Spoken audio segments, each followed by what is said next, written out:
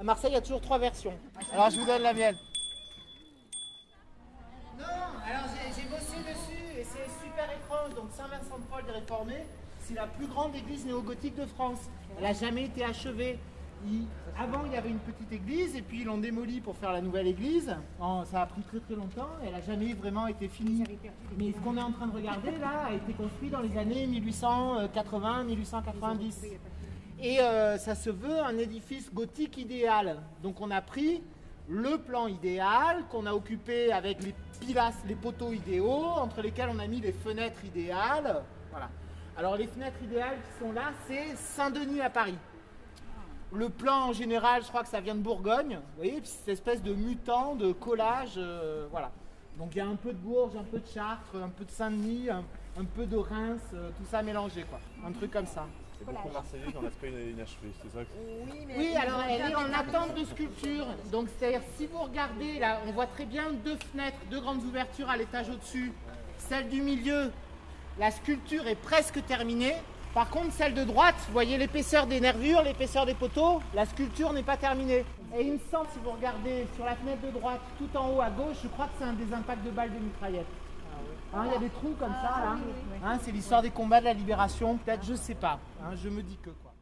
Donc, avant Saint-Vincent-de-Paul des Réformés, il y avait une petite chapelle avec un monastère attenant.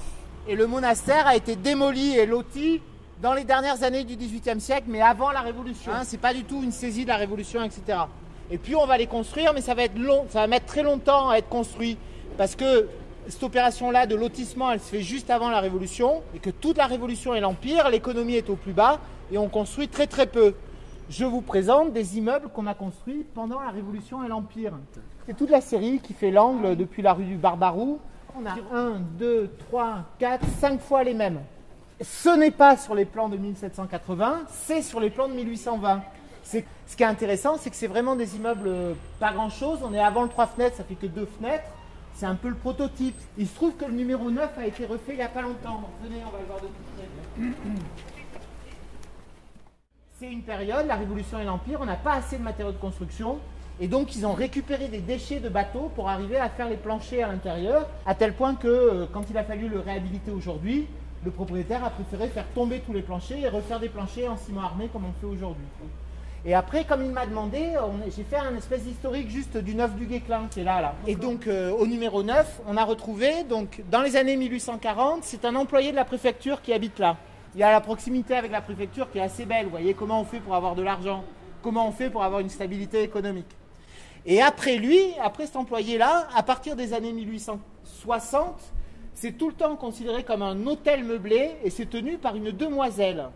Ça devait être une maison de passe. Hein, donc on ne dit pas maison de passe à l'indicateur marseillais, on ne dit pas je suis un bordel.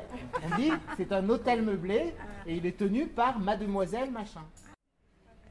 L'immeuble qu'on va visiter, le numéro 6 là, il doit être des années 1830. On voit que le décor, c'est un décor en ciment qui a été rapporté.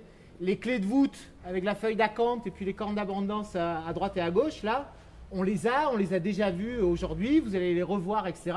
C'est des décors fabriqués en usine et collés. Et le numéro 8 qui est ici, là, il est passionnant parce qu'il est très beau. Alors lui, c'est la décennie 1860. C'est la décennie de pure folie spéculative marseillaise. Et alors pour le plaisir, on va aller voir le cœur d'îlot entre Thiers et Barthélemy. Et vous allez voir que c'est beaucoup plus beau que les espèces de petits machins qu'on nous a montrés tout à l'heure.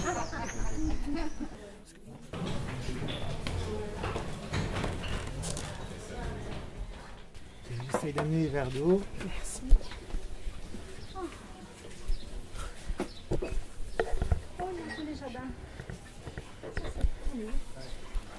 C'est sur la gauche, on a ce jardin d'un millier de mètres carrés, qui est tout en forêt.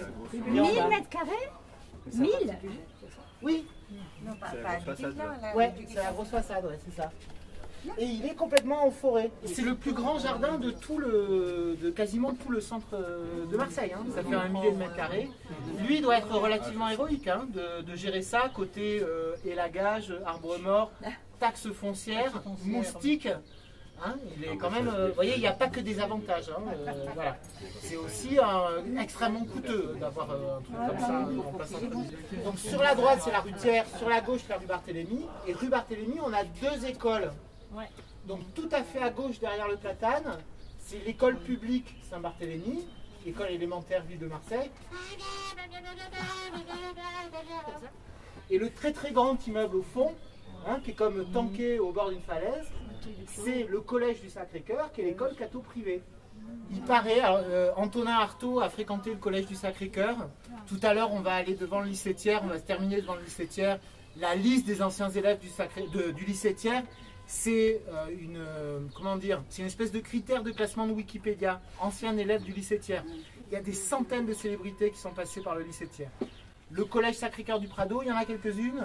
La plus grande, c'est Antonin Artaud. Et donc vous voyez qu'il y a des WC qui sont rapportés sur la partie droite là. Donc je vous laisse imaginer Artaud jeune dans le vide, comme ça là, dans son incarnation temporaire. Voilà, une petite pensée hein, pour l'avenir psychique de l'Europe occidentale. Voilà.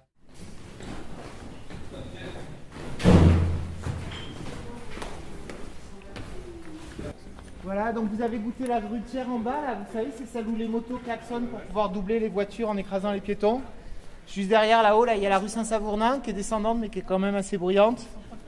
Et entre les deux, à 200 mètres des Réformés, il y a cette espèce d'îlot de calme luxueux, là, qui est la rue Barthélemy. Alors j'ai oublié de vous le montrer, mais c'était au 10 du Guesclin, et ça correspond à la grande chapelle qui est là, il y a eu le collège de filles. Donc tout à l'heure, on va aller voir le lycée Thiers, qui a été fondé en 1802. Et de 1802 à 1867, le proviseur et le recteur étaient obligés au célibat. Les femmes étaient interdites dans le lycée. Elles pouvaient perturber l'enseignement.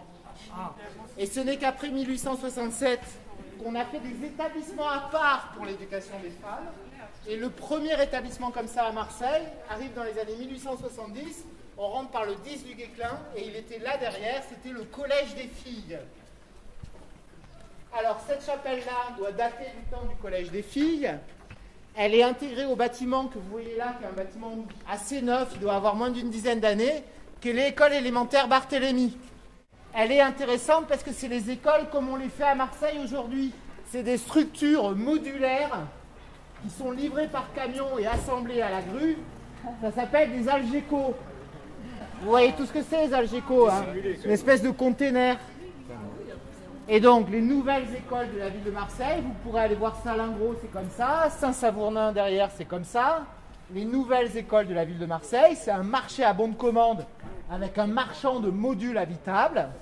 Et donc c'est des bons de commande, on peut lui commander 20 modules, 40 modules, ça doit être une 20 modules. Ça c'est l'école élémentaire. Allez, on y va devant le lycée Thiers pour chanter ensemble la liste des élèves célèbres.